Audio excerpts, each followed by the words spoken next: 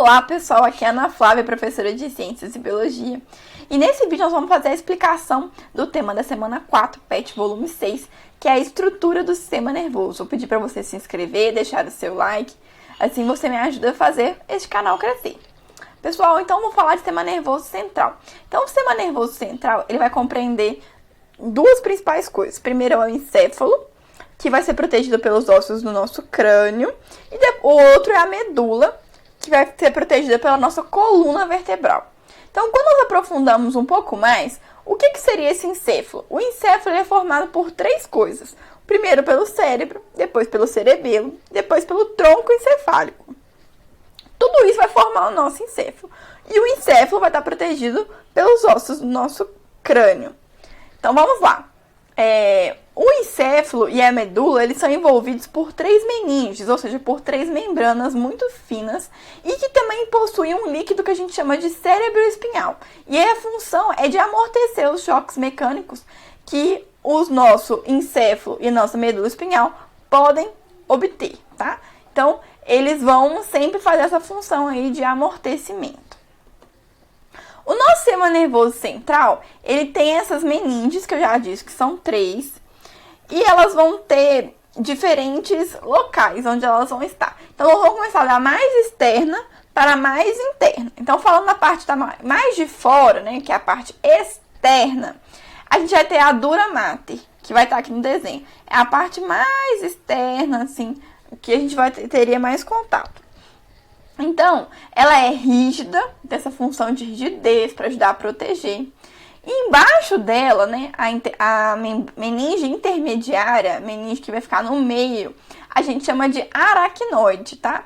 Ela é localizada entre essa, que eu já falei, a dura mater, e entre a pia mater. Ela está aqui no meio. Essa aracnoide, ela tem uma textura, uma estrutura muito semelhante à de uma teia de aranha. Então, ela tem esse nome aracnoide, justamente por isso, porque lembra isso quando você olha visualmente. Ela é rica em vasos sanguíneos e fluidos, né? E nesse espaço aí é encontrado o líquido cérebro espinhal. E a última, a mais interna, a que está mais dentro, a gente chama de pia mater. E ela, assim, ela é altamente vascularizada, possui vários vasos sanguíneos que vão envolver a superfície do nosso cérebro, tá? Então, as meninges são essas. Agora, falando de um pouco, vocês já ouviram falar da doença meningite? Então, a meningite é uma doença causada pela infecção das meninges. E onde estão as meninges, né? A gente já falou que ela vai envolver tanto o nosso encéfalo quanto a medula espinhal. E falando mais sobre o encéfalo, não? Então, o encéfalo ele é formado pelo cérebro, pelo cerebelo e pelo tronco encefálico. Então, o cérebro ele tem dois hemisférios, né? O nosso lado de hemisfério direito e hemisfério esquerdo. E o nosso cerebelo, ele está aqui, ó. Vou mostrar pra vocês aqui, ó. Ele fica bem embaixo aqui, bem na base do nosso cérebro. E a gente vai ter o tronco encefálico. O tronco encefálico, ele vai ser chamado de mesoencéfalo, aqui, que vocês estão vendo na setinha, a ponte e o chamado bulbo, tá? Tudo isso vai formar o nosso tronco encefálico.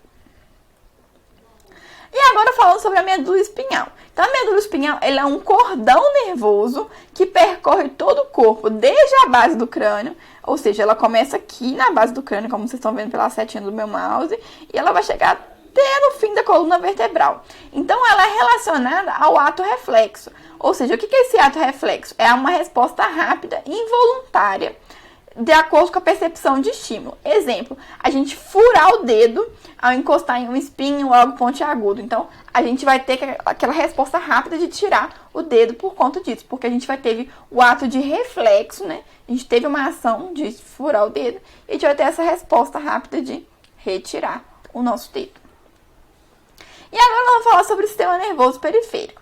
Então, o sistema nervoso periférico ele é formado por duas coisas, chamadas de nervos e gânglios. Esses gânglios, eles são originados do encéfalo e da medula espinhal.